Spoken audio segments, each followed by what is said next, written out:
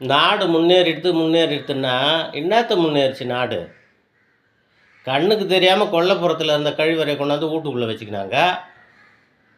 இப்போ பூஜை ரூமுக்கு எதிர கழிவறைக்கு முன்னாடி கிச்சன்னு போயிடுது. எதுவுமே ஒரு முறைத்தலை இல்லாமல் போயிடுது. அப்படி தான் ஆங்கிலேயர் காலத்தில் பெத்து செமினர்னு ஒரு ஸ்கூல் இருந்தது. அதில் வெறும் ஆம்பளை பிள்ளைங்கள மட்டும் சேர்த்தாங்க. குழுனின்னு ஒரு ஸ்கூல் இருந்தது. அதில் வெறும் பொம்பளை பிள்ளைங்கள மட்டும் சேர்த்தாங்க. பாடம் சொல்லி கொடுத்தோமா பொழுதுக்கு வீட்டுக்கு ஓட்ட வேண்டாம். இந்த எக்ஸ்ட்ரா கரிக்குலம்லாம் எதுவும் கிடையாது. இப்போ என்ன பண்ணாங்க, கோ எஜுகேஷன் வந்து கொண்டு வந்துட்டாங்க. அதில் முதல்ல 2 பிள்ளைங்களையும் சேர்த்து டான்ஸு கற்றுக் கொடுத்தாங்க. 2வது 2 பிள்ளைங்களுக்கு யோகா கற்றுக் கொடுத்தாங்க. 3வது இப்போ வந்து கராத்தே, ஒருத்தர் குத்திக்கிறது.